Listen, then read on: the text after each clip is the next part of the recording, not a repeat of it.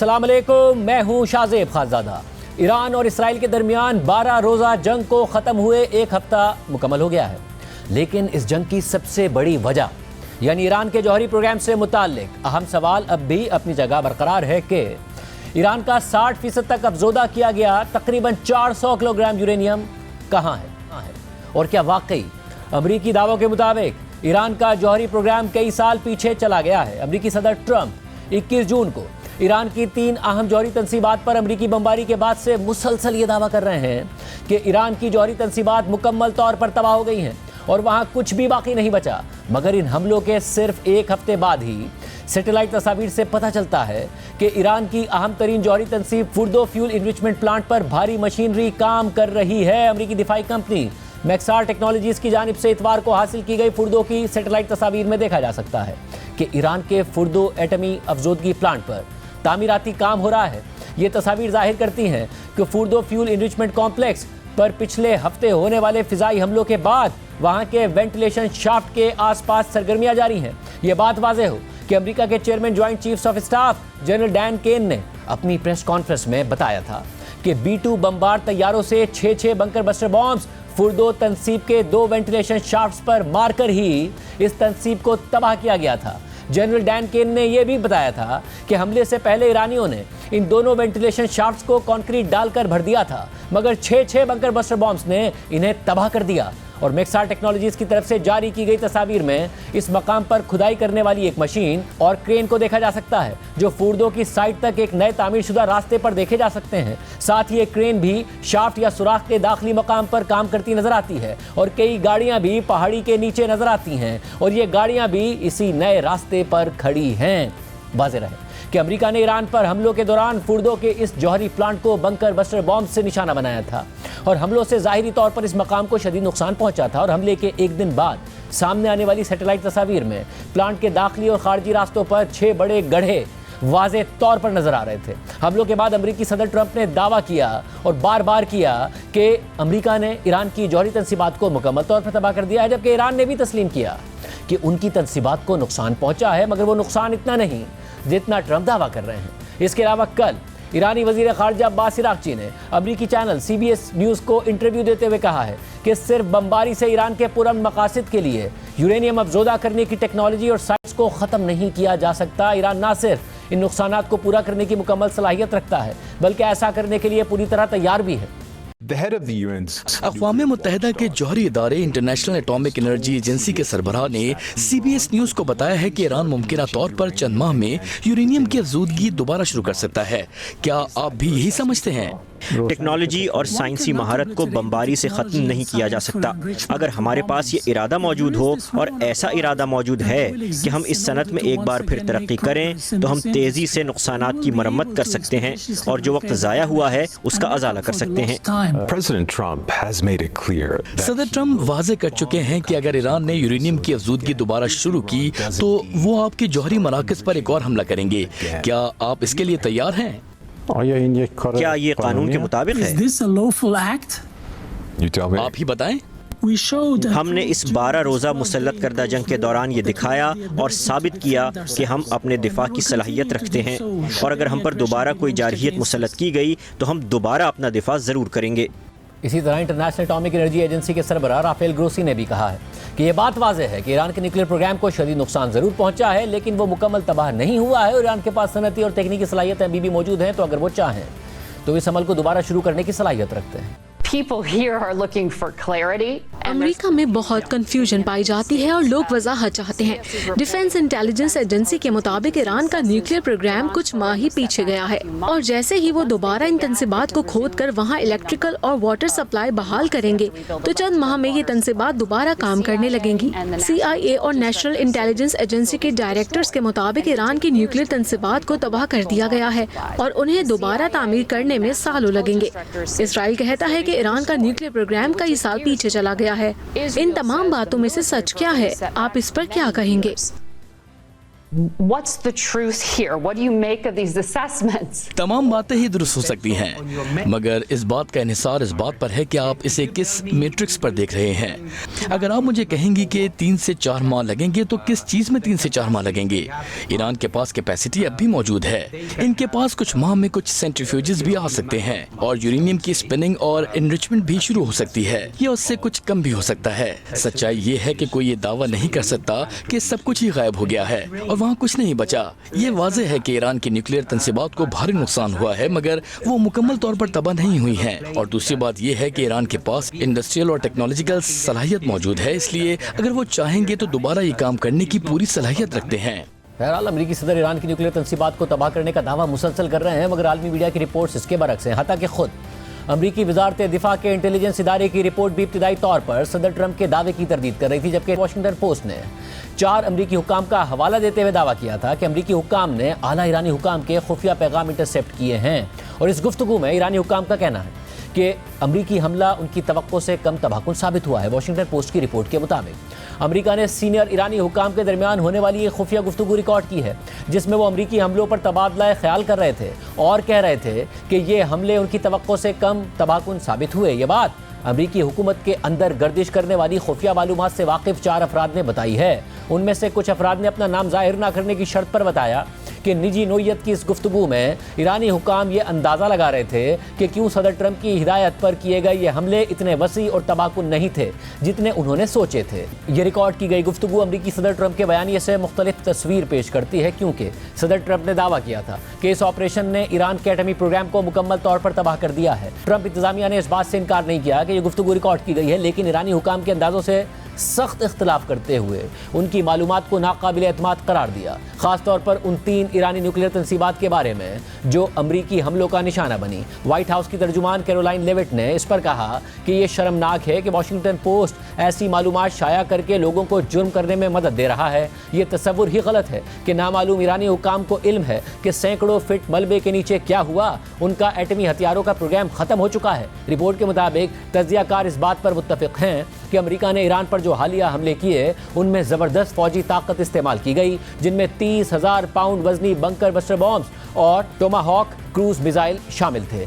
इन हमलों ने फुर्दो, नेतन्स और इस्फहान में वाक़े एटमी तंसीबात को शदीद नुकसान पहुंचाया। ताहम तबाही की असल हद और ईरान को इन तंसीबात को दोबारा तामीर करने में कितना वक्त लगेगा, इस पर अभी भी शदीद बहस जारी है। ख़ासतौर पर ऐसी रिपोर्ट सामने आई हैं जिनके मुताबिक ईरान ने हमले से पहले ही अपने आला सतह पर अफजोदा यूरेनियम के ज़खायर को मुंतकिल कर दिया था और धमाकों ने 2 तंसीबात के दाखिली रास्ते बंद कर दिए, लेकिन ज़ेर ज़मीन इमारतें मुकम्मल तौर पर नहीं गिरी।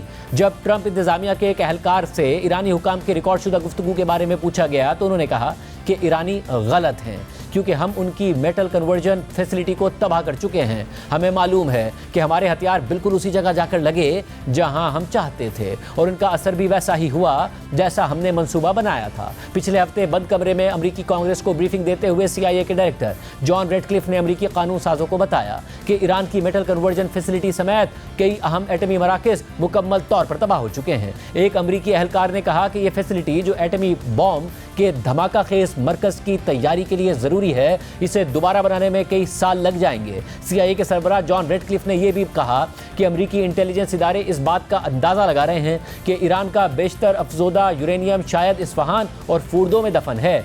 रिपोर्ट में मजीद लिखा है कि जब वॉशिंगटन पोस्ट ने अमरीकी नेशनल इंटेलिजेंस की डायरेक्टर के दफ्तर से इस बारे में तबसरा तलब किया तो एक आला अमरीकी इंटेलिजेंस एहलकार ने जवाब देते हुए कहा कि महज एक पहलू पर मबनी सिग्नल्स इंटेलिजेंस यानी रिकॉर्डशुदा गुफ्तगू या पैगामात मुकम्मल इंटेलिजेंस तस्वीर की अक्कासी नहीं करते।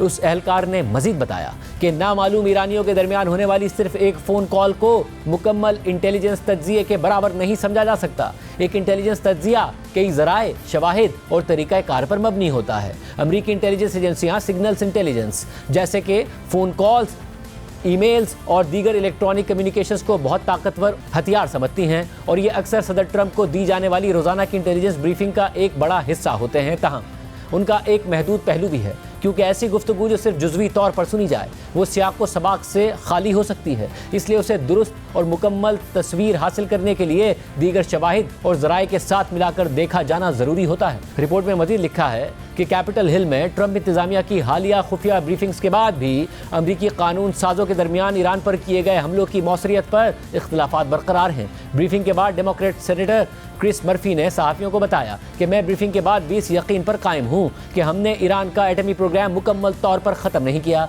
उनके मुताबिक सदर ट्रंप ने जब कहा कि प्रोग्राम तबाह हो गया है तो वो जानबूझकर अमरीकी आवाम को गुमराह कर रहे थे। हकीकत यह है कि ईरान के पास अब भी अहम सलाहियतें और आलात मौजूद हैं। उन्होंने मजीद कहा कि आप इल्म को बमबारी से ख़त्म नहीं कर सकते, चाहे कितने ही साइंसदान मार दिए जाएं। ईरान में अब भी ऐसे लोग मौजूद हैं जो सेंट्रीफ्यूजेस को चलाना जानते हैं। अगर उनके पास अफजुदा यूरेनियम मौजूद है और सेंट्रीफ्यूजेस इस्तेमाल करने की सलाहियत भी है तो आप प्रोग्राम को बरसों के बजाय सिर्फ महीनों के लिए पीछे धकेल रहे हैं। इसी तरह सदर ट्रंप के करीबी इत्तेहादी और साउथ कैरोलिना से रिपब्लिकन सेनेटर लिंडसे ग्राहम ने कहा कि तबाही एक मुनासिब लफ्ज़ है इन हमलों की शिद्दत को बयान करने के लिए जिन्होंने ईरान के प्रोग्राम को कई साल पीछे धकेल दिया। लेकिन उन्होंने ये भी तस्लीम किया कि ईरान की सलाहियतें दोबारा बहाल हो सकती हैं। रिपोर्ट के मुताबिक सेनेटर लिंडसे ग्राहम ने कहा कि असल सवाल यह है कि क्या हमने ईरान की एटमी हथियार हासिल करने की ख्वाहिश को भी ख़त्म कर दिया है। मैं नहीं चाहता कि लोग ये समझें कि वो तनसीबात शदीद नुकसान का शिकार नहीं हुई, वो हुई, लेकिन साथ ही मैं ये भी नहीं चाहता कि लोग ये समझें कि मसला ख़त्म हो गया है, क्योंकि मसला अभी बाकी है। एक अमरीकी एहलकार जो कानून साजों के लिए दी गई बंद कमरा ब्रीफिंग से वाकिफ थे, उनके मुताबिक CIA के डायरेक्टर जॉन रेडक्लिफ ने यह भी बात वाज़ेह की कि अमरीकी हमले से पहले इसराइली अफवाज ने ईरान के फ़िज़ाई दिफाई निज़ाम को तबाह कर दिया था और ये ख्याल कि ईरान आसानी से कुछ भी दोबारा तामीर कर सकता है बिल्कुल बेबुनियाद है। सदर ट्रंप के फौजी कार्रवाई के फैसले पर तनकीद करने वालों का कहना है कि उन्होंने सिफारती हल का मौका ज़ाया कर दिया, जो वाहिद रास्ता था जिसके ज़रिए ईरान के एटमी प्रोग्राम पर सख्त निगरानी और मुआयना मुमकिन हो सकता था। नक्कादों को खदशा है कि इस हमले के बाद ईरान तेज़ी से एटमी हथियार बनाने की कोशिश कर सकता है ताकि मुस्तकबिल में अमरीका या इसराइल की जानिब से मुमकिन रिजीम चेंज की किसी भी कोशिश से बचाव के तौर पर खुद को महफूज कर सके। इस सारी सूरत हाल में 25 जून को अमरीकी सदर ट्रंप ने कहा था कि अगले हफ्ते अमेरिका और ईरान के दरमियान बातचीत होनी है जिसमें किसी मुआहदे पर दस्तखत भी हो सकते हैं। ताहम ईरान ने ऐसी किसी भी बातचीत की तस्दीक नहीं की थी, जबकि अब अमेरिका के साथ मुमकिन बातचीत पर ईरानी वज़ीर ख़ारजा अब्बास इराक़ची ने कह दिया है कि अगर हमें दोबारा मुज़ाकरात में शामिल होना है तो सबसे पहले ये यकीन दहानी ज़रूरी है कि अमेरिका सिफारती अमल के दौरान हम पर दोबारा फ़ौजी हमला नहीं करेगा। सदर ट्रंप ने कहा था कि आपकी हुकूमत के साथ बातचीत इसी हफ्ते दोबारा शुरू हो सकती है। क्या ऐसा होगा? मुझे नहीं लगता कि मुज़ाकरात इतनी जल्दी दोबारा शुरू होंगे। हमें दोबारा बातचीत में शामिल होने के लिए सबसे पहले ये यकीन दहानी हासिल करना होगी कि अमेरिका मुज़ाकरात के दौरान दोबारा हम पर फौजी हमले की तरफ नहीं लौटेगा। मेरी राय में इन तमाम बातों को मद्देनजर रखते हुए हमें अभी कुछ और वक्त दरकार है। लेकिन इसके बावजूद बराह रास्त मुज़ाकरात के दरवाजे मुकम्मल तौर पर बंद नहीं हुए। हम कभी भी सिफारतकारी के दरवाजे बंद नहीं करेंगे। ईरानी वज़ीर ख़ारजा का यह बयान सामने आने से पहले कल अमरीकी सदर ट्रंप ने एक डेमोक्रेट सेनेटर को मुखातिब करते हुए अपनी एक सोशल मीडिया पोस्ट में लिखा था कि मैं ईरान को कुछ भी ऑफर नहीं कर रहा, जैसा कि ओबामा ने किया था। उन्होंने ईरान को जौहरी हथियार की राह हमवार करने वाले बेवकूफ़ाना मुआहदे के तहत अरबों डॉलर दे दिए थे। ना ही मैं उनसे कोई बातचीत कर रहा हूँ, क्योंकि हमने उनकी जौहरी तनसीबात को मुकम्मल तौर पर तबाह कर दिया है। अमरीकी सदर ट्रंप का ये बयान इसलिए भी अहम है क्योंकि गुज़िश्ता हफ्ते मुज़ाकरात के मुजव्वज़ा प्रपोजल्स के बारे में एक खबर सामने आई थी और इस हवाले से CNN ने लिखा था कि 4 ज़राए ने बताया है कि ट्रंप इंतज़ामिया ने ईरान को 30 अरब डॉलर तक रसाई देने के इम्कानात पर गौर किया ताकि ईरान को एक सिविलियन एनर्जी के न्यूक्लियर प्रोग्राम की तामीर में मदद मिल सके। इसी तरह ईरान पर पाबंदियों में नरमी की जा सके और अरबों डॉलर्स के मुंजमद ईरानी फंड्स को गैर मुंजमद किया जा सके। और ये सब तेहरान को दोबारा मुज़ाकरात की मेज़ पर लाने की शिद्दत इख्तियार करती हुई कोशिशों का हिस्सा है।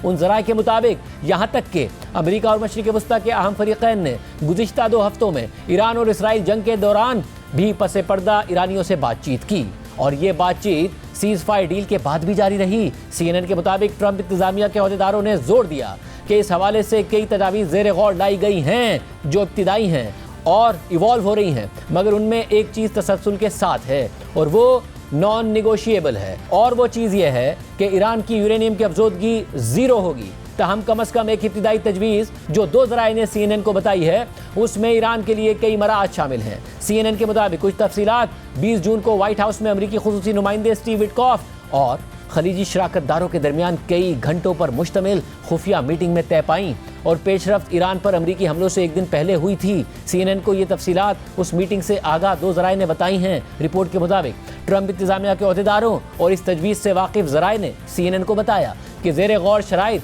जो पहले रिपोर्ट नहीं हुई, उनमें सिविलियन तवानाई के मकासद के लिए एक नए ईरानी गैर अफजोदगी के जौहरी प्रोग्राम पर अंदाजन 20 से 30 अरब डॉलर्स की सरमायाकारी करना शामिल है।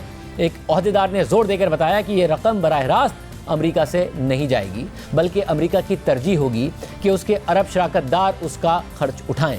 CNN के मुताबिक ईरान के जौहरी तवानाई के मंसूबों में सरमायाकारी गुज़िश्ता महीनों में होने वाले मुज़ाकरात में भी ज़ेरे बहस आ चुकी है।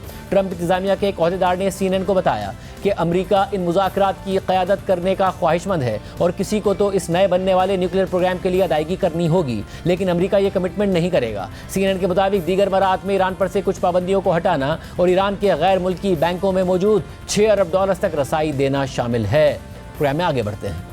FBI ने गुज़िश्ता बरस के मुकाबले में तकरीबन 2400 अरब रुपए ज़्यादा टैक्स इकट्ठा किया है। 26% की ग्रोथ है, मगर उसके बावजूद FBI बार बार डाउनवर्ड रिवाइज किया गया टारगेट पूरा नहीं कर सका। ओरिजिनल 12,900 अरब रुपए था, फिर 12,300 अरब रुपए हुआ, फिर 11,900 अरब रुपए हुआ, मगर FBI गुज़िश्ता माली साल में 11,700 अरब रुपए इकट्ठे कर सका है। FBI का दावा है कि negative large scale manufacturing, economic growth target के मुताबिक नहीं, इन्फ्लेशन टारगेट से कम रही, उसके बावजूद FBI ने अच्छा परफॉर्म किया है। इन्फोर्समेंट की मद में 8 गुना इजाफा किया गया, तकरीबन 865 अरब रुपए FBI की तरफ से इकट्ठे किए गए हैं। मगर सवाल उठ रहा है कि अगर टारगेट नहीं पूरा कर सका तो आइंदा किस तरीके से पूरा होगा, किस किस एरियाज में ज़्यादा टैक्स इकट्ठा किया जाएगा, इन्फोर्समेंट क्या उस हद तक होगी कि जो टैक्स नहीं देते उनको टैक्स नेट में लाया जाए। कुछ रिलीफ दे दिया गया जो कि बजट डॉक्यूमेंट में ओरिजिनली नहीं था। इस सब पर बात करेंगे। हमारे साथ चेयरमैन FBI राशिद महमूद नगरियाल साहब मौजूद हैं। नगरियाल साहब, बहुत शुक्रिया मैं शो में ज्वाइन करने के लिए। आज आपने प्रेस कॉन्फ्रेंस भी की और आपने बताया कि इन इकोनॉमिक कंडीशंस में FBI की कारकर्दगी बहुत अच्छी रही है। आप हमारे साथ 3 हफ्ते पहले मौजूद थे और आपने कहा था कि 10.5% टैक्स टू GDP कर लेंगे। गुज़िश्ता बरस 8.8% था, मगर 10.2% आप कर पाए। IMF से 10.6% का प्रॉमिस किया था। तो एब्सोल्यूट नंबर्स में ओरिजिनल टारगेट से तकरीबन 1200 अरब रुपए कम और टैक्स टू GDP का टारगेट भी FBI नहीं मीट कर पाया। उसके बावजूद आप कह रहे हैं कि आपकी कारकर्दगी अच्छी रही। देखिए, कारकर्दगी अच्छी ना रहने या रहने का फैसला तो खैर हम नहीं कर सकते। हम जो बात कर सकते हैं वो डेटा की है। इस साल जो हमारा टैक्स टू GDP रेशियो है, जो जिसमें हम बेसिकली देखते हैं, जैसे अभी आपने एक नंबर दिया है, तो वो FBI revenue to GDP ratio अगर हम देखें तो वो 10.2 के ऊपर है, जो पिछले साल 8.8 के ऊपर थे। और 8.8 से 10.2 का सफ़र का मतलब है कि 1.4 परसेंटेज पॉइंट का एक साल में इजाफा। आप देखें, ये जो जिस तरह आपने खुद कहा 2.4 ट्रिलियन एक्स्ट्रा आया है, लेकिन ये 2.4 ट्रिलियन किन हालात में एक्स्ट्रा आया, ये बहुत इंपॉर्टेंट बात है कि बड़ा सा इशारा भी किया उसकी तरफ। ज़ाहिर है जब हाई इन्फ्लेशन रेट होता है तो हमारे लिए ईजी होता है वो करना। और अगर हाई इन्फ्लेशन रेट, मसलन अगर आप इस साल को पिछले साल से कंपेयर कर ले तो पिछले साल हमने 7.1 ट्रिलियन से 9.3 ट्रिलियन पे गए थे। इस दफ़ा हम 9.3 ट्रिलियन से 11.7 ट्रिलियन पे गए हैं।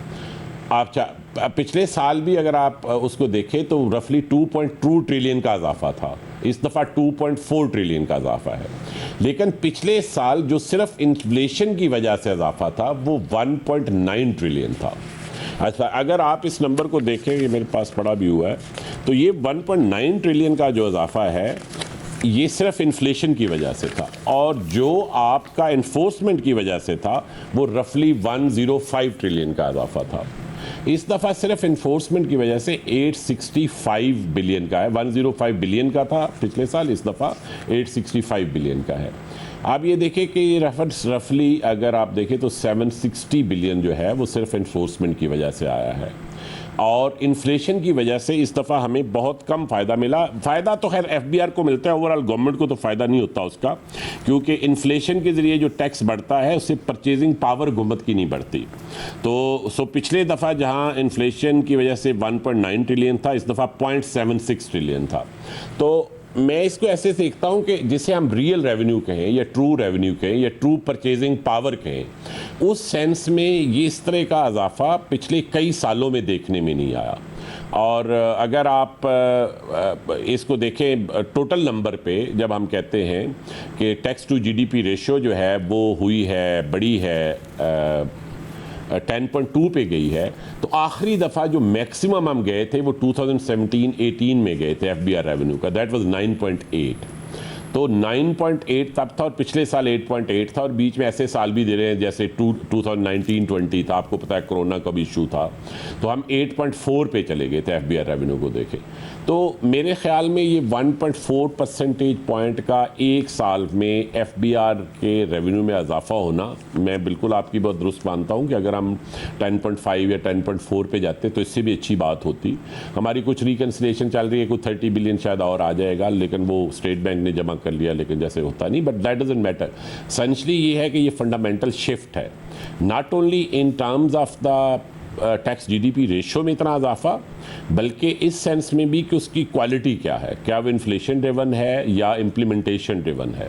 देखिए, टैक्स बढ़ाने के दो ही तरीके हैं ना, आप टैक्स रेट को बढ़ा लें या कंप्लायंस रेट को बढ़ा लें। ये जो मैं 760 बिलियन की बात कर रहा हूँ, ये purely, which is more than the previous year 760 billion, वैसे 865 बिलियन है, ये प्योरली कंप्लायंस रेट बढ़ा के है। मैं इस पे भी सवाल करना चाहूँगा नगरियाल साहब कि आपने 760 अरब रुपए, गुज़िश्ता बरस कंप्लायंस 105 थी, इस दफ़ा 865 है, 760 अरब का जो इजाफा है, क्योंकि ऐसा लग रहा था आपके जो गुज़िश्ता इंटरव्यूज़ को भी देखें, आपके प्रेस कॉन्फ्रेंस को, कि जो एग्जिस्टिंग टैक्स पेयर्स हैं उस पर आपका ज़्यादा फोकस है कि वो सेल्स टैक्स की मद में चोरी करते हैं, कॉस्ट इन्फ्लेट करते हैं। आपने कुछ बेवरेजेस की भी मिसाल दी थी कि एक शुगर ज़्यादा कंज्यूम कर रहा है, अगर एक ही किस्म की ड्रिंक बन रही है तो ये हो नहीं सकता। आपने कुछ सीमेंट कंपनीज़ की मिसाल दी थी कि कोल को तो कॉस्ट इन्फ्लेट करके किस तरीके से वो टैक्स बचाते हैं। तो ये जो इन्फोर्समेंट है, ये जो ऑलरेडी टैक्स पे करते हैं, जो कि टैक्स नेट में हैं, उन्हीं के ऊपर आपने इन्फोर्स किया, ये भी डाइवर्सिफाइड था कि जो है नहीं उनके ऊपर भी किया? दो तरह के काम हुए शाहजेब। एक तो लार्जली जहाँ पे टैक्स की अंडर रिपोर्टिंग थी, टैक्स की अंडर रिपोर्टिंग एक्चुअली नहीं होती, सेल्स टैक्स हमारा मेन एरिया है, तो उसमें प्रोडक्शन की अंडर रिपोर्टिंग होती है, और दूसरा प्राइस की अंडर रिपोर्टिंग होती है। मैं आपको सिर्फ दो सेक्टर की मिसाल देता हूँ, शुगर में और सीमेंट में, दोनों में इशू था। अब होता क्या था कि शुगर की रिपोर्टिंग वो खुद करते थे कि हमने कितने की चीनी बेची, हमने वो सिस्टम ही बदल दिया, ना उनके पास इख्तियार रहा है, ना अब एफबीआर के पास इख्तियार है। हम पीएसबी का जो डेटा है वो लेते हैं, जो वो वीकली कलेक्ट करते हैं, रिटेल प्राइस का अक्रॉस द कंट्री कलेक्ट होता है, आपको पता है, एक स्टैंडर्ड मेथड है उसके ज़रिए, और उसकी रिटेल प्राइस के साथ एक फार्मूला बना दिया है। अब शुगर की प्राइस, सेल प्राइस वही होगी जो उस फार्मूले के मुताबिक निकलेगी, वो मैथमेटिकल फार्मूला है, और उसके ऊपर एग्रीमेंट है हमारा और इंडस्ट्री का। इसी तरह सीमेंट के साथ भी हमने फार्मूला बना दिया। जब सीमेंट में हमने पहली दफ़ा 29 अप्रैल को ये फार्मूला ड्रिवन उसकी सेल प्राइस की, तो मैं मई का डेटा देख रहा था, पिछले साल का और इस साल का मई का, जो इसमें टैक्सेस कलेक्ट हुए सिर्फ सीमेंट सेक्टर में, वो कहीं 70% ज़्यादा हैं, कहीं 90% ज़्यादा हैं। इसी तरह शुगर सेक्टर का मैंने शायद एक दफ़ा पहले भी आपसे जिक्र किया था, कोई एनुअल इम्पैक्ट उसका 48 बिलियन का है। लेकिन साथ ही साथ अगर आपने देखा हो तो हमने थोड़ा सा काम, बहुत ज़्यादा नहीं किया, हमने पीओएस पे काम किया, और पीओएस जो पिछले साल रिटेल सेक्टर का इस वक्त पिछले साल 16% जो था वो पीओएस के ऊपर था। इस साल अगर आप देखें तो ये 20% उसके ऊपर है, पीओएस के ऊपर है। अब हमने पूरा रिटेल सेक्टर शायद कभी नहीं ला पाएंगे, क्योंकि गांव में छोटे छोटे मोहल्लों में दुकानें हैं, वो शायद नहीं आएंगी, और वो वैसे भी बहुत गरीब लोगों की ग्रासरी शॉप्स उसको नहीं लाएंगे। लेकिन जो आपका हाई एंड और मिडल एंड रिटेल है वो आ जाना चाहिए। सो हमारा टारगेट ये है कि इस 20% को हम 30, 40, 50 और 60 की तरफ लेके जाएं। मे बी हम 60 के बजाय नहीं जाएंगे, लेकिन ये जब आता है, और आप ये देखें कि टोटल जो इकोनॉमी में कंट्रीब्यूशन है, I can read that number, पिछले साल 2.8 ट्रिलियन की जो सेल हुई है रिटेल में, वो पीओएस सिस्टम के ऊपर हुई है, 2.8 ट्रिलियन की। आप ये देखें, this is a large number in an economy size of 113 to 115 trillion in the total. और आपको पता है कि ये रिटेल पे सिर्फ हो रहा है, ये होल सेल पे नहीं हो रहा, डिस्ट्रीब्यूशन पे नहीं हो रहा। तो जब हम कहते हैं 18-20% हमारे पास टोटल है रिटेल और होल सेल और डिस्ट्रीब्यूशन, तो ये रफली रिटेल 12% के करीब बनता है, जिसके अंदर हम इसकी बात कर रहे हैं। और जब हम जो नंबर मैंने आपको बताया इसकी बात करते हैं, तो इसका मतलब है आपने 4% की 4/12 रफली उसको कवर कर लिया है रिटेल वाली साइड के, लेकिन इसलिए मज़ीद आगे जाना है। मैं शायद एक आध दफ़ा पहले भी की बात कर चुका हूँ, हम डिजिटल इन्वाइसिंग साथ कर रहे हैं जो ऊपर से नीचे की तरफ आएगी, यानी इंपोर्टर से आएगी और मैन्युफैक्चरर से आएगी टूवर्ड्स डिस्ट्रीब्यूटर और फिर रिटेल की तरफ जाएगी। एक तरफ ये जा रही है और दूसरी POS की बढ़ेगी। हमारी इम्प्लीमेंटेशन कैपेसिटी बढ़ गई है। पिछले साल हमने जो रिफॉर्म पैकेज FBR के लिए अप्रूव किया था, मोबिलिटी, ऑफिसर्स की इंटेग्रिटी मैनेजमेंट, वो सारी चीज़ें इस साल से फुली इन फील्ड होंगी। हमारा ये ख्याल है कि अगले क्वार्टर्स में ये मज़ीद POS की जो रीच है ये बढ़ जाएगी। वैसे अगर तो आपने गुज़िश्ता बरस जब आप कहते हैं उस साइड पे चल रहे हैं, देखिए कि इन्फोर्समेंट ने ज़्यादा किया, अब देखें एक जो एरिया है जिसमें आपने टारगेट से ज़्यादा टैक्स इकट्ठा किया वो इनकम टैक्स की मद में है। 5,800 अरब रुपए आपने इकट्ठे किए जो टारगेट से भी 340 अरब रुपए ज़्यादा हैं। सेल्स टैक्स आपने टारगेट से 1,000 अरब रुपए कम इकट्ठा किया। दीगर जो हेड्स हैं आपके उनमें भी आपने, चाहे फेडरल एक्साइज ड्यूटी हो, दीगर हेड्स हैं उसमें भी आप कस्टम ड्यूटी हो, आपने उनमें टारगेट से कम इकट्ठा किया। तो जो कॉर्पोरेट पर सुपर टैक्स लगाया हुआ है, जो पहले से टैक्स देते हैं, सैलरीड क्लास पर आपने बहुत, तो अभी भी जो टैक्स पहले से देते हैं उन्हीं से आपने ज़्यादा टैक्स इकट्ठा किया। नहीं, वो ये बात दुरुस्त है कि जो वो वाइडनिंग जिसे हम टैक्स रेट के, मैंने आपको शायद एक आध दफ़ा पहले बात हुई थी, हमारा 2 प्रॉब्लम्स हैं। एक तो ये है कि हमारे बहुत सारे लोग टैक्स नेट से बाहर हैं, लेकिन हमारा ब्रॉडनिंग के अलावा टैक्स डीपनिंग का भी इशू है कि जो लोग अंदर हैं वो मैसिवली अंडर रिपोर्ट कर रहे हैं। वो जो मैसिव अंडर रिपोर्टिंग है उसको रोकने का कोई ऐसा नुस्खा नहीं है कि आप हथियार लेके उसके पीछे पड़ जाएं या क्रिमिनल प्रोसीडिंग करें। उसका यही तरीका है कि आप डिजिटल टूल्स के ज़रिए, वीडियो एनालिटिक्स के ज़रिए आप प्रोडक्शन मॉनिटरिंग करें और आप उनकी सेल प्राइस की, जिस तरह हमने ये 2 सेक्टर में किया और हमने आगे को 18 सेक्टर मजीद है जो आइडेंटिफाई किए हुए हैं और जिस पे काम चल रहा है। ये इंशाल्लाह 1 साल में वो जो बड़े सेक्टर्स हैं आपके इकानमी के, ये सब प्रोडक्शन मॉनिटरिंग में भी आ जाएंगे और इनकी सेल प्राइस के लिए भी इंडिपेंडेंट मेथडोलॉजीज अडॉप्ट हो जाएंगी जो ऑब्जेक्टिव हो, जो रिलायबल हो और जो FBR के हाथों में मजीद डिस्क्रिप्शन ना दें और ना ही डिस्क्रिप्शन टैक्स पेयर के हाथ में दें। वैसे मगर गुज़िश्ता जब आप आए थे प्रोग्राम में तो एक चीज़ जो अच्छी लग रही थी बजट डॉक्यूमेंट में वो था कि जो नॉन फाइलर्स हैं या जो जिनकी डिक्लेयर्ड इनकम है वो उसके ऊपर बहुत ज़्यादा क्रैकडाउन किया जाएगा। मगर फिर जब आखिरी स्पीच की है फाइनेंस मिनिस्टर साहब ने तो वज़ीर आज़म के कहने पर रेजिडेंशियल प्लॉट्स और घर 5 करोड़ रुपए तक अगर जस्टिफाई नहीं करती उनकी इनकम तो सवाल नहीं होगा, 10 करोड़ रुपए तक कमर्शियल प्रॉपर्टी पर, 70 लाख रुपए तक की गाड़ी पर। दरअसल तो जो आपने आगे बढ़ना था कंप्लाइंस में, ये आप कैसे आगे बढ़ेंगे जब 5 करोड़ 10 करोड़ से ऊपर की जो प्रॉपर्टी खरीदते हैं वो कितने लोग होते हैं पाकिस्तान में? ये तो फिर आप एक स्टेप आगे लेके 2 स्टेप पीछे चले गए। शाहजेब, मेरा ख्याल है आपने बहुत पर्टिनेंट ऑब्जर्वेशन दी है। और होता क्या है, बजट मेकिंग का क्या प्रोसेस है, आप एक बिल लेके जाते हैं असम्बली में और वो फिर स्टैंडिंग कमेटी में, आपके इल्म में होगा कि इस दफ़ा budget making process underwent a fundamental qualitative change. The shift was कि इससे पहले class by class reading national assembly की स्टैंडिंग कमेटी ऑन फाइनेंस में नहीं होती थी।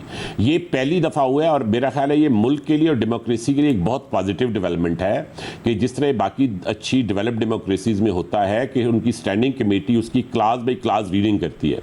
My self, my MOS and my finance minister, we were spending रफली 7 hours a day before the standing committee with all kinds of questions coming up, जिसमें opposition के लोग भी थे, गवर्नमेंट के भी थे, कोलिशन के भी थे।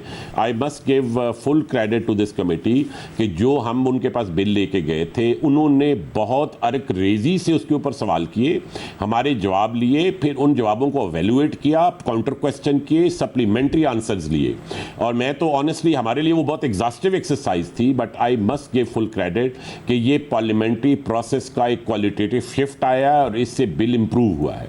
इंप्रूव कैसे हुआ है? जिसकी तरफ इशारा कर रहे हैं, इंप्रूव कैसे हुआ है? आप कह रहे एग्जॉस्टिव एक्सरसाइज थी, आप क्रेडिट दे रहे हैं तो बजट डॉक्यूमेंट डिस्क्रेडिट हो गया। 5 करोड़ रुपए तक की अब आप नहीं पूछेंगे सवाल, 10 करोड़ रुपए तक की कमर्शियल प्रॉपर्टी पे, तो इससे ऊपर कितने लोग होते हैं?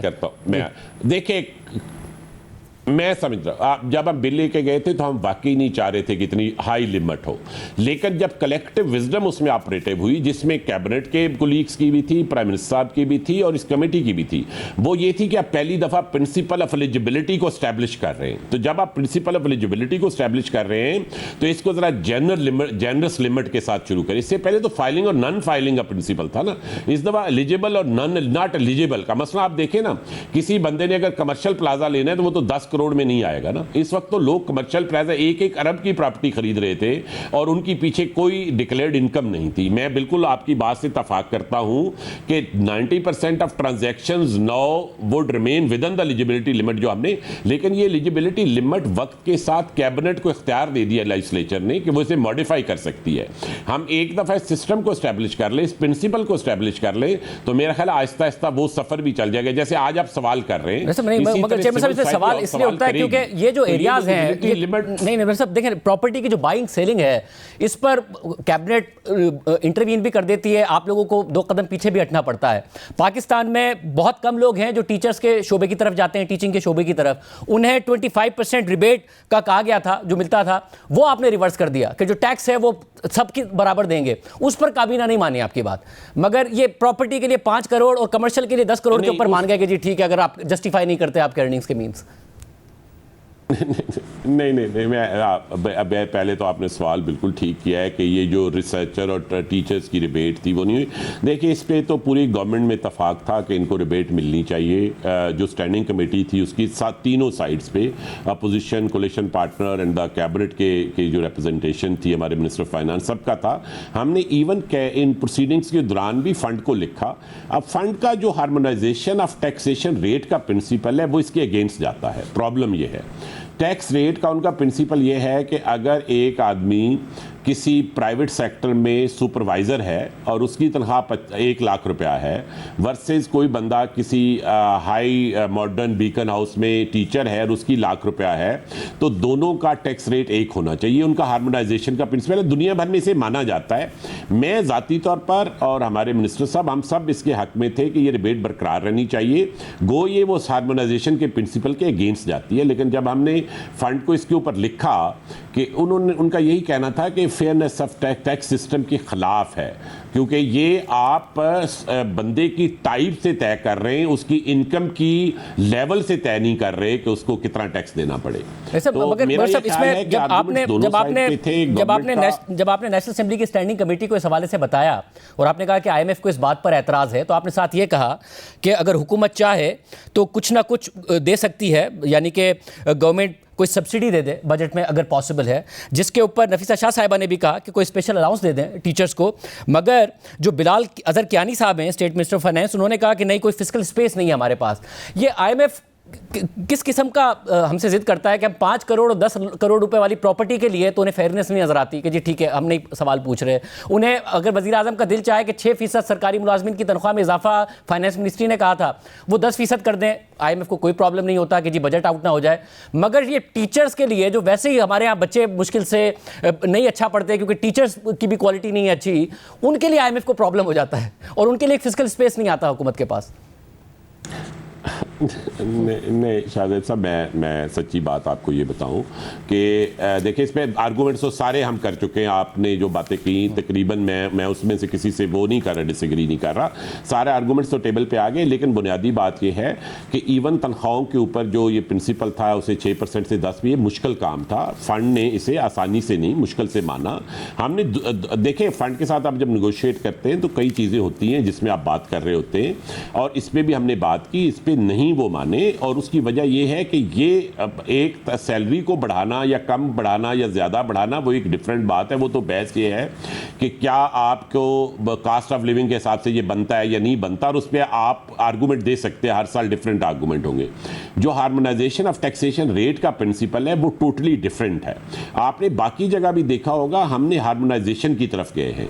जैसे आपके जो बैंक्स में आपको बैंक से प्रॉफिट आते थे उसका रेट कम होता था, उसको भी हमने बढ़ाया है। ऐसा नहीं कि सब जगह फुल हार्मोनाइजेशन अचीव हो गई है, लेकिन नहीं हुआ ना। जैसे आपने म्यूचुअल फंड्स पे लेकिन आपने जो म्यूचुअल फंड्स की फिक्स्ड इनकम है उस पर प्रॉफिट रेट पर टैक्स बढ़ा दिया, मगर जो इक्विटी इनकम है उस पर कम रखा ताकि इक्विटी की तरफ लोग जाएं।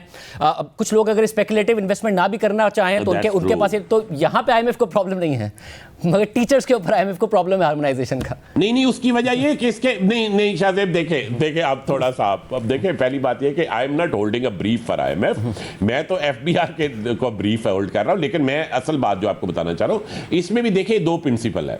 वहां पे हार्मोनाइजेशन ऑफ टैक्स रेट का प्रिंसिपल है, यहां एक्टिव और पैसिव इनकम का प्रिंसिपल है। आप पैसिव इनकम का रेट कैसे वही रख सकते हैं जो एक्टिव। एक बंदे ने बिजनेस में लगाया, उसने रिस्क ज्यादा लिया, ही अर्न द मनी, और उसके ऊपर आप कहें जी कि कम रेट होगा, और जिसने कोई रिस्क नहीं लिया और वो दिन को गोल्फ खेलता रहा, आप उसे कहें कि उसका रेट कम होगा, ये मुनासिब नहीं है। देखिए एक्टिव इनकम का मतलब ये है कि अगर वो बिजनेस में जाएगी, इक्विटी में जाएगी, तो वहां पे प्रोडक्टिव फंक्शन करेगी, वहां एम्प्लॉयमेंट जनरेट होगी, वो एक सोसाइटल गुड क्रिएट करेगी। जो आपकी पैसिव इनकम है वो सोसाइटल गुड डायरेक्टली क्रिएट नहीं करती। जो एक्टिव इनकम है विच इज इक्विटी वाली investment, that does create societal good. तो दोनों को उस तरह हम शायद कंपेयर नहीं कर सकते। मेरे क्योंकि बहुत अच्छे टीचर स्कूल में कॉलेज में रहे, तो मैं पर्सनली इस वाले कंपैरिजन पे तो कि टीचर को रिपोर्ट मैं आगे बढ़ना चाह रहा हूं, इस वाले कंपैरिजन पे तो ये भी इससे बड़ा कंट्रीब्यूशन क्या हो सकता है कि अच्छे टीचर्स हों और लोग इस तरफ आएं। और मैं अगेन आपको ये कहते हुए कि आपने तो कहा था हुकूमत को कि आप किसी ना किसी तरीके से टीचर्स को फैसिलिटेट कर दे, बट गवर्नमेंट ने कहा हमारे पास फिस्कल स्पेस नहीं है। शायद ये सवाल गवर्नमेंट के लिए भी बनता है। आप एफबीआर हैं, आप रेवेन्यू साइड पर हैं, आपको आईएमएफ ने कहा था कि इसको लाइज कर दे, मगर क्योंकि मैं फिर वो 5 और 10 करोड़ वाले पे जाते हुए, क्योंकि आपने ही कहा था कि अगर कोई एक दफा प्रॉपर्टी खरीद ले तो उसके बाद हमारे पास कैपेसिटी इतनी कम है कि हमारा जो सक्सेस रेट है कि वो 3.7% है कि हम लोगों से पूछ सके कि आपके पास ये पैसे आए कहां से थे। उसमें भी हुकूमत ने 5 से 10 करोड़ रुपए, 5 करोड़ फॉर रेजिडेंशियल, 10 करोड़ रुपए फॉर कमर्शियल कर दिए। तो आपका काम मुश्किल किया ना गवर्नमेंट ने, आसान किया? नहीं, मैं बिल्कुल आपसे से एग्री करता हूँ, ये बिल्कुल दुरुस्त आपका एनालिसिस है। हम अभी भी एनालिसिस यही है। बात ये है कि सीक्वेंसिंग का इशू है और ग्रेजुअल इंप्लीमेंटेशन का। सो मेरा व्यू ये था और एफबीआर का व्यू ये था कि इसे ज़्यादा अग्रेसिव इंप्लीमेंटेशन होनी चाहिए, लेकिन जब कलेक्टिव विजडम उसमें आई तो कलेक्टिव विजडम ये थी कि नहीं, इंप्लीमेंटेशन को ज़्यादा ग्रेजुअली करना चाहिए। आई थिंक हम सब प्रपोज कर सकते हैं, लेकिन कलेक्टिव विजडम का कोई सब्स्टिट्यूट नहीं होता जहाँ पे और लोगों की बात सुनी जा रही हो। सिर्फ यहां चेंजेस नहीं हुई, आपने देखा होगा कि हम जो बिल लेके गए थे उसमें बहुत जगह चेंजेस आई हैं। रफली 50 to 60% of the recommendations of the senate committee and the national assemblies standing committee were actually incorporated into the bill. And I think ये प्रोसेस की क्वालिटी है। May be this not the best decision, कोई optimal decision होता नहीं है। Fiscal policy making grey area में operate करती है, ब्लैक वाइट साइंटिफिक फैक्ट्स की तरह नहीं होती। तो मेरे हिसाब से अगर ये, लेकिन क्योंकि क्वालिटी ऑफ प्रोसेस इंप्रूव हुई है तो इस साल भी इंप्रूवमेंट हुई है बिल में, अगले सालों में हम देखेंगे और इंप्रूवमेंट होगी। अच्छा, मुझे ये बताएगा कि अब नाउ विद 11.7 ट्रिलियन आपने अचीव किया, अगला साल है 14.1 ट्रिलियन का, यानी कि आपने इस साल 2400 अरब रुपए ज़्यादा इकट्ठे किए, और इस माली साल में जो आज से शुरू हो गया 1 जुलाई से, उसमें आपको फिर 2400 अरब रुपए ज़्यादा इकट्ठे करने हैं। पिछले साल 1300 अरब रुपए के इजाफी टैक्स लगाए थे, मगर इस साल आपने 462 अरब रुपए के इजाफी टैक्स लगाए हैं। तो कैसे 2400 अरब रुपए इकट्ठे कर पाएंगे अगर आपने टैक्स भी पिछले साल के मुकाबले में? जी शाहजेब, मैंने उसका एनालिसिस किया है। पिछले साल बिल्कुल 1300 अरब के जिसका इजाफी टैक्स आ रहे थे, उसमें से कुछ टैक्सेस ऐसे जिन्होंने ऑपरेटिव भी करंट ईयर में होना है, वो पिछले साल थे ही नहीं। जैसे इनकम टैक्स की रिटर्न आपकी सितंबर में होती है, तो हमें जो एक्चुअली पैसे आए टैक्सेशन मेजर से वो 805 बिलियन आए इस साल। और आप ये देखिए कि कोई 766 हमें इन्फ्लेशन से आए, क्योंकि इन्फ्लेशन बहुत गिर गई थी। आपका टोटल इन्फ्लेशन और नॉमिनल जीडीपी ग्रोथ मिला के 766 बिलियन आए। और 865 इन्फोर्समेंट से आए। और आप ये याद रखिए कि इन्फोर्समेंट या कंप्लायंस रेट, इसमें ये हमारा पहला साल था रिफॉर्म्स का एफबीआर में, और उसमें से कुछ चीज़ें ऐसी थी जिनके रिजल्ट्स पहले साल में आने थे, ज़्यादा अगले साल में आने थे। मैं ये नहीं कह रहा कि अगले साल का टारगेट चैलेंजिंग नहीं है, बिल्कुल चैलेंजिंग है। ऑटोनोमस ग्रोथ की उसमें हमारी जो एजम्पशन वो 11 या 12% की है, क्योंकि एक लो इन्फ्लेशन ईयर आया है, तो ख्याल ये है कि इतना लो इन्फ्लेशन ईयर अगला साल नहीं होगा, तो ये 11-11.5% के ऊपर कैलकुलेटेड है। If that assumption holds, now that's a big if that I'm putting here, if that assumption holds, तो ये टारगेट रियलिस्टिक है, आसान नहीं है मगर रियलिस्टिक है। लेकिन अगर if that assumption does not hold 11.5-12% की ऑटोनोमस ग्रोथ की, जिसमें इन्फ्लेशन का एक बड़ा हिस्सा होता है, तो देन आई वुड एग्री कि ये टारगेट रियलिस्टिक से ज़्यादा चैलेंजिंग बन जाएगा। मतलब उस अजम्पशन के ऊपर जो सवाल उठता है वो जून के नंबर से उठता है। जून का आपका टारगेट था 1.67 ट्रिलियन, 1.67 ट्रिलियन का, मगर आपने हासिल किया 1.49 ट्रिलियन। अब जून वो महीना है, क्योंकि लास्ट क्वार्टर में तो वैसे ही 2.6% की ग्रोथ हासिल करने के लिए लास्ट क्वार्टर में कोई 5% से ऊपर की तरक्की हमने करनी है, तो लास्ट क्वार्टर में तो आपको ज्यादा सपोर्ट मिलनी चाहिए थी जीडीपी से, और आपको अपना जून का टारगेट अचीव करना चाहिए था। अगर जून का टारगेट नहीं अचीव हुआ तो आगे कैसे आप अचीव कर पाएंगे? नहीं, देखें, पिछले जून में अगर आप देखें ना, पिछले जून में मैं अभी एक्चुअली नंबर ही देख रहा हूँ आसानी के लिए, हमने 1190 बिलियन कलेक्ट किए थे, और इस दफ़ा जो जून में हमारा वो जो नेट का नंबर है वो 1502 है, which is much higher than the last June. तो ये ऐसे है कि जिस तरह हमने जुलाई में पिछले में जो नंबर, तो पिछले जुलाई से कंपेयर होगा ना, तो जून ने जुलाई से नहीं होना, तो पिछले जुलाई से हम ये ज्यूम करते हैं कि हम 20, ये टोटल देखिए 19 to 20% इंक्रीज बनती है। इस साल हमने 26% इंक्रीज अचीव की, अगले साल हम 19-20% रख रहे हैं। हुकूमत ने आसान टारगेट नहीं दिया एफबीआर को, बिल्कुल मैं ये नहीं कह रहा, लेकिन ये पिछले साल का जो 40% इंक्रीज का टारगेट था उससे कहीं ज्यादा रियलिस्टिक है, और शायद इस दफा उस तरह की डाउनवर्ड रिवीजन की जरूरत ना पड़े जिस तरह पिछले साल पड़ी थी, और उसके डिफरेंट फैक्टर्स हैं वो हम पहले भी जिक्र कर चुके हैं। साहब, मगर जो जून के नंबर्स हैं इसमें क्या ये बात ठीक है कि आप लोगों ने रिफंड्स रोके थोड़ा सा इन्फ्लेटेड टारगेट दिखाने के लिए, एडवांस मांगा और कहा कि जो विदहोल्डिंग टैक्स एग्जेम्पशन है उसका सर्टिफिकेट उस वक्त मिलेगा जब एडवांस जमा कराओ, जिसकी वजह से ऑलरेडी टारगेट से कम अचीव किया, मगर इसमें भी आपने रिफंड्स रोके और एडवांसेस लिए? शाहजेब, हर साल ये गुफ्तगू होती है जून में, और हर साल जून में भी होती है, दिसंबर में भी होती है। हर साल अगर सोचे कि लोग एडवांस ही टैक्स देते थे तो वंचली वो खत्म हो जाते हैं ना, वो उसने किसी दिन तो एडजस्ट होना है ना। ये मैं 15 साल से एडवांसेस वाली बात सुन रहा हूँ, तो ये एडवांसेस वंचली तो फिर कमुलेट हो जाने चाहिए थे। तो एक लिमिट होती है जिस हद तक कुछ कंपनीज जो हैं वो अपनी एडवांसेस बिल्कुल देती है, ये बिल्कुल मैं ये नहीं कहूँगा कि नहीं देती हैं, लेकिन ये नॉर्मल नंबर है। ये जो बात है कि रिफंड कम इशू है, दुरुस्त नहीं। आप साल पूरे का नंबर देख ले कि पिछले साल रिफंड कितने इशू हुए थे, इस साल कितने हुए हैं, तो ये टाइमिंग का डिफरेंस है, और इसके अलावा कोई ऐसी चीज़ नहीं है। और वो आपको पता है जुलाई अगस्त सितंबर के हमारे टारगेट्स उस तरह नहीं होते। हर साल जून में हम ज़्यादा पैसे कलेक्ट करते हैं, टारगेट का भी इशू है लेकिन एक्सपेंडिचर का भी इशू है। आप देखिए बहुत सारी कंपनीज ने अपने फंड्स क्लोज करने, मसलन कल जब मैंने क्लोज कर लिया इसको, और आज मैं रिपोर्ट भी कर चुका हूँ इन नंबर को 11.74 ट्रिलियन को, तो मुझे स्टेट बैंक ने कहा कि उनके पास आज मुझे उनका फ़ोन आया कि आपका सिस्टम एक्सेप्ट नहीं कर रहा, लेकिन हमारे पास कल से आपके 32 बिलियन पड़े हुए हैं, तो वो हम रिमिट करना चाहते हैं। तो मैंने उन्हें कहा क्यों, ये आपको क्यों लगता है कि ये कहाँ से आए हैं? जो उन्होंने कहा कि ये लेट आते हैं, हमारी रिकनसाइल होते थोड़ा टाइम लगता है, लेकिन ये बहुत सारे लोग अपना फाइनेंशियल क्लोजर कर रहे होते हैं, तो वो जून में पैसे वाकई ज़्यादा देते हैं, इसमें कोई शक नहीं। लेकिन जून तो जून ही कंपेरिजन मुनासिब होगा, जुलाई टू जुलाई ही कंपेरिजन मुनासिब होगा।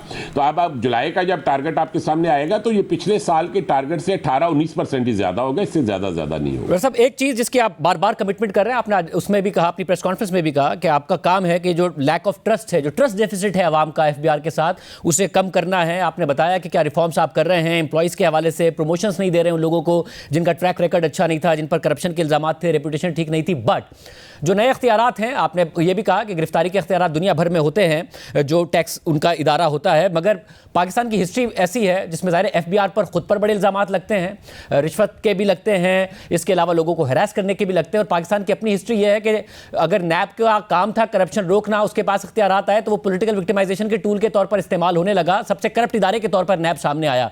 तो ये इख्तियारात कहीं इसी मद में तो नहीं इस्तेमाल होंगे पाकिस्तान की अपनी हिस्ट्री को देखते हुए? Shahzaib, I am actually very thankful to you, grateful to you कि आपने ये सवाल पूछा। ये बहुत इंपॉर्टेंट सवाल है।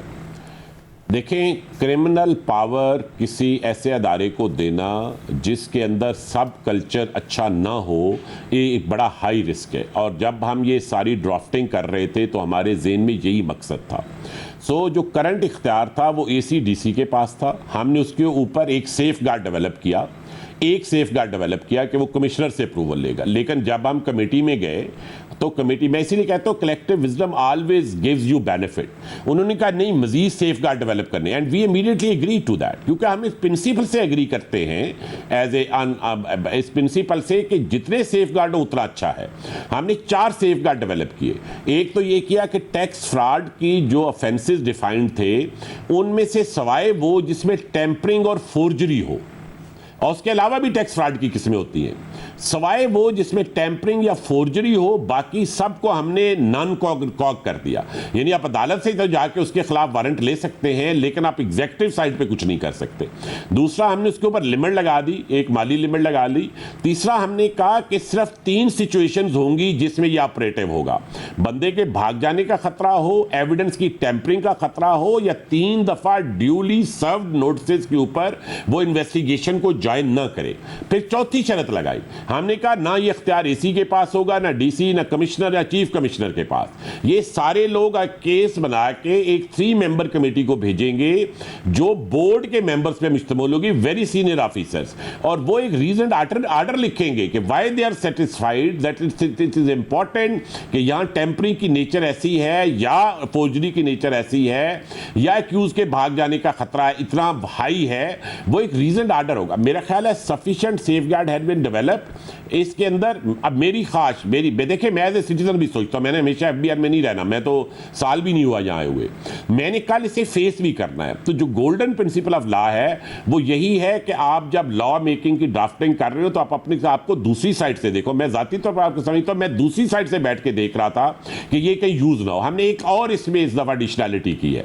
ट्रेडिशनली जब ये सेल्स टैक्स लॉ में ये ड्रेस वगैरह की पावर आई थी तो इसके अंदर ये डेफिनेशन नहीं थी ये किस पर्पस के लिए इस्तेमाल होगी। So many courts have read कि ये टैक्स रिकवरी इसका पर्पस है। इसका बिल्कुल पर्पस टैक्स रिकवरी नहीं है। हमने साफ एक क्लास डाल दी है कि इसका सिर्फ पर्पस जो है वो डिटरेंस क्रिएट करना है और फ्रॉड को रोकना है। इसका मकसद टैक्स रिकवरी या टैक्स को बढ़ाना नहीं है, सिर्फ उन चीजों को डिटर करना है जिनकी वजह से फ्रॉड हो रहा है। जिसका मतलब क्या हुआ कि आप इसे एक्सटेंसिवली यूज नहीं करेंगे, it would be rarely used. और हम इंटरनल SOPs बना रहे हैं और मैंने अपने अफसरों को आज भी मीटिंग की, मैंने उन्हें कहा जी मुझे अगर इसके ऊपर कोई आता है, कोई किसी टैक्स पेयर को तंग किया जाता है तो ये बिल्कुल कोई टॉलरेंस नहीं की उसके इसके लिए। मेरा बिल्कुल, मैंने आज सुबह भी कहा, जब तक ट्रस्ट का डेफिसिट ब्रिज नहीं होता between a tax authority and the tax payer तो ये मामला आगे नहीं चल सकता।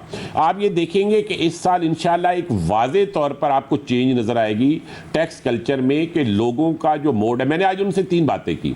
आज मैंने I was addressing all the officers, मैंने उन्हें कहा जी पहली बात यह है कि आपका काम टैक्स ज्यादा लेना नहीं है, दुरुस्त टैक्स लेना है। ज्यादा करना आपका काम नहीं है। जितना टैक्स जिसका ड्यू है ना उससे कम लेना है ना उससे ज्यादा लेना है। और दूसरा, आपके जिम्मे ये काम नहीं है कि आप ये साबित करते रहें कि जो बंदा कोई किसी बंदे ने टैक्स नहीं दिया, कम दिया, अवॉइडेंस की, इसके ऊपर कोई क्रिमिनल प्रोसीडिंग नहीं। Until somebody does an active tax fraud. Active tax fraud से मुराद है कि उसने फोर्जरी की, टेम्परिंग की, इसके अलावा नहीं है, बाकी सब में तो आपने इसमें नहीं जाना। तीसरा मेरा जो उनको मैसेज था वो ये था कि FBI should be seen as a compassionate organization, not as an extractive organization. तो मेरे लिए भी ये चैलेंज है, मेरी सीनियर लीडरशिप जो FBI है उसके लिए भी चैलेंज है कि हम इस इमेज को from an extractive organization to a compassionate organization कैसे बदलते हैं। हमने टैक्स के अहदाफ भी हासिल करने हैं और इस इमेज को भी चेंज करना है। I am sure it will take time, it's difficult, it's not easy, but we are all committed to work on it. और हमने दूसरी साइड पे ये कहा है कि जिस अफसर के खिलाफ ऐसी कोई शिकायत आएगी कि उसने एक्सेस की है तो उसके खिलाफ फौरन एक्शन। ऑलरेडी आपको पता है हम इंटेग्रिटी के हवाले से दूसरी चीज़ों पे काम कर रहे हैं, बट मेन मैसेज गवर्नमेंट का भी और एफबीआर का भी ये है कि किसी किस्म की हम ज्यादती नहीं होने देंगे। जहां ज्यादती की शिकायत होगी सख्त तरीन प्रोपोर्शनेट एक्शन नहीं होगा, मोर देन प्रोपोर्शनेट एक्शन होगा उन ऑफिसर्स और ऑफिशियल्स के खिलाफ जो टैक्स पेयर के साथ ज्यादती करेंगे। बहुत शुक्रिया चेयरमैन एफबीआर का इंटरव्यू था। एक और अहम डेवलपमेंट हुई है, उसकी तफसीलात आपके सामने रखेंगे एक ब्रेक के बाद।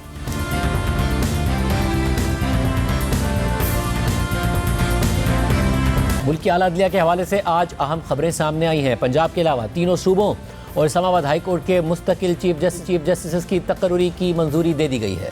और इस सिलसिले में सबसे अहम बात यह है कि लाहौर हाई कोर्ट से ट्रांसफ़र होकर आने वाले जस्टिस सरफराज डोगर बिलाखिर इस्लामाबाद हाई कोर्ट के मुस्तकिल चीफ जस्टिस नामजद हो गए हैं और इस्लामाबाद हाई कोर्ट में पहले से मौजूद सीनियर तरीन जजेस इस ओहदे से महरूम हो गए और हतमी तौर पर सीनियरिटी में भी पीछे चले गए। Chairman judicial commission chief justice Yahya Afridi की सदारत में आज जुडिशल कमीशन का इजलास हुआ, जिसमें सिंध, पेशावर, बलूचिस्तान और इस्लामाबाद हाई कोर्ट के मुस्तकिल चीफ जस्टिस के तकर्रुर के लिए हर हाई कोर्ट के 3 सीनियर तरीन जजेस के नामों पर गौर किया गया। इजलास में chief justice Sindh high court के लिए जस्टिस जुनैद गफ्फार, जस्टिस जफर राजपूत और जस्टिस इकबाल कलोड़ो के नाम पर गौर हुआ, जबकि chief justice Peshawar high court के लिए justice Ejaz Anwar, justice Atiq Shah, justice Arshad Ali, chief justice Balochistan high court के लिए जस्टिस रोजी खान, जस्टिस कामरान मुल्ला खेल, जस्टिस इकबाल कासी और chief justice Islamabad high court के लिए जस्टिस सरफराज डोगर, जस्टिस मोहसिन अख्तर कियानी और जस्टिस मियां गुल हसन औरंगजेब के नामों पर गौर किया गया। जुडिशल कमीशन ने chief justice Sindh high court के लिए justice Junaid Ghaffar, Peshawar high court के चीफ जस्टिस के लिए justice Atiq Shah, chief justice Balochistan high court के लिए जस्टिस रोजी खान और chief justice Islamabad high court के लिए जस्टिस सरफराज डोगर के नामों की मंजूरी दे दी है। जुडिशल कमीशन के 13 मुस्तकिल अराकीन हैं, ताहम हाई कोर्ट के चीफ जस्टिस के लिए कमीशन के अराकीन की तादाद सूबाई नुमाइंदों समेत 16 हो जाती है, जिनमें से कम 9 अराकीन की अक्सरियत से चीफ जस्टिस का तकर्रुर हुआ। जुडिशल कमीशन में चीफ जस्टिस याया अफरीदी के अलावा सुप्रीम कोर्ट के 4 सीनियर जजेस यानी justice Mansoor Ali Shah, justice Munib Akhtar, justice Aminuddin Khan और justice Jamal Khan Mandokhel, attorney general, 2 हुकूमती अराकीन और 2 अपोजिशन अराकीन शामिल हुए, जबकि जुडिशल कमीशन में पाकिस्तान बार की नुमाइंदगी हसन बून ने की और स्पीकर कौमी असम्बली की नामजद रुकन रोशन खुर्शीद भरोचा भी शरीक हुई। नुमाइंदा जियो न्यूज़ मरीम नवाज के ज़राए के मुताबिक 16 रुकनी जुडिशल कमीशन में जस्टिस सरफराज डोगर के हक़ में 9 वोट आए। जुडिशल कमीशन के 2 अराकीन ने जस्टिस मोहसिन अख्तर कियानी के हक़ में वोट दिया, 4 अराकीन ने जस्टिस मियां गुल हसन औरंगजेब के हक़ में वोट दिया, जबकि जस्टिस जमाल खान मंदूखेल ने किसी के हक़ में वोट नहीं दिया। सिंध, पेशावर और बलूचिस्तान हाई कोर्ट समेत इस्लामाबाद हाई कोर्ट में भी जस्टिस सरफराज डोगर 13 फरवरी से कायम मकाम चीफ जस्टिस के तौर पर काम कर रहे हैं। लाहौर हाई कोर्ट से ट्रांसफ़र होकर आने वाले जस्टिस सरफराज डोगर जब से इस्लामाबाद हाई कोर्ट के कायम मकाम चीफ जस्टिस बने हैं, उस वक्त से उनका साथी जजेस के साथ एक के बाद एक तनाज़ा सामने आता रहा। मुख्तलिफ बेंचेस के दरमियान केसेस की मुंतकली एक बड़ा मसला बनी रही। खुद हाई कोर्ट के जजेस कायम मकाम चीफ जस्टिस के इख्तियारात पर सवालात उठाते रहे। इस्लामाबाद हाई कोर्ट में मुल्क की 3 दीगर हाई कोर्ट से जजेस का तबादला और नई सीनियरिटी लिस्ट तनाज़े का सबब बनी हुई थी। इस्लामाबाद हाई कोर्ट के 5 जजेस का 31 जनवरी को chief justice Yahya Afridi, chief justice Islamabad high court justice Aamir Farooq, chief justice Lahore high court justice Aalia Neelam और chief justice Sindh high court justice Shafi Siddiqui के नाम खत सामने आया था, जिसमें तबादले की खबरों पर तशवीश और तहफ़्फ़ुज़ात का इजहार करते हुए इसे आइन के साथ फ्रॉड करार दिया गया था और मुतालबा किया गया था कि अगर जजेस का तबादला किया भी जाए तो उन्हें नया हल्फ दिलवाया जाए और सीनियरिटी लिस्ट में सबसे नीचे रखा जाए और इस्लामाबाद हाई कोर्ट का चीफ जस्टिस मौजूदा 3 सीनियर जजेस में से ही बनाया जाए। लेकिन 1 फरवरी 2025 को हफ्ते के दिन इस्लामाबाद हाई कोर्ट में 3 जजेस का तबादला हो गया था, जिससे हाई कोर्ट की सीनियरिटी लिस्ट तब्दील हो गई। लाहौर हाई कोर्ट से आने वाले justice Sarfraz Dogar chief justice Aamir Farooq के बाद सीनियर तरीन जज बन गए और इस्लामाबाद हाई कोर्ट का अगला चीफ जस्टिस बनने की दौड़ में न सिर्फ शामिल हो गए, बल्कि सीनियर प्यूनी जज जस्टिस मोहसिन अख्तर कियानी को पीछे छोड़कर चीफ जस्टिस की दौड़ में सबसे आगे आ गए। इसके अलावा सिंध हाई कोर्ट से जस्टिस खादिम हुसैन सूबरो